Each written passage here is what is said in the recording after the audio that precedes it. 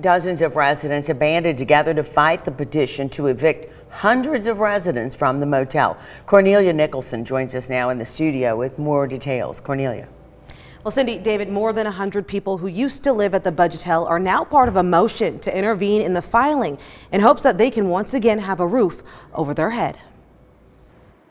You really don't know until you see the reality of it, of getting your door knocked on. Wednesday, the Budgetel was declared a nuisance by a court order petitioned by Hamilton County District Attorney Cody Womp. Womp claims the motel was a crime hub, citing that several sex offenders live there.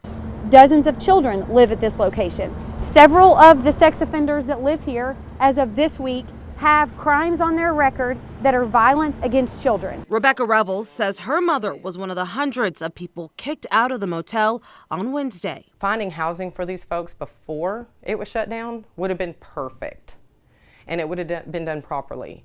But I just feel like there was a due process and it was not followed, and the rights of the people were stripped away from them. Wednesday morning, Revels reached out to attorney Charles Wright with Wright and Woodward, who immediately took the case. That's whenever I started collecting as many names as I could. I only had 80 at the time, and now I have over 150.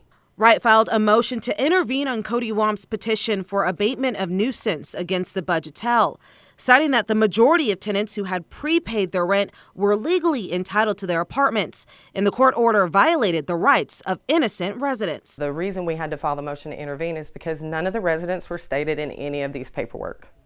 So basically they had no right.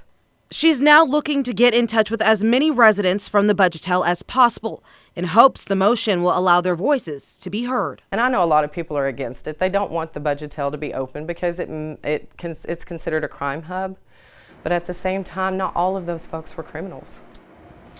Now, the hearing for this case was set to take place this morning, but it was moved to December 5th. Revels says right now they're still working on finding housing for the people evicted from the motel. In the studio, Cornelia Nicholson, Local 3 News.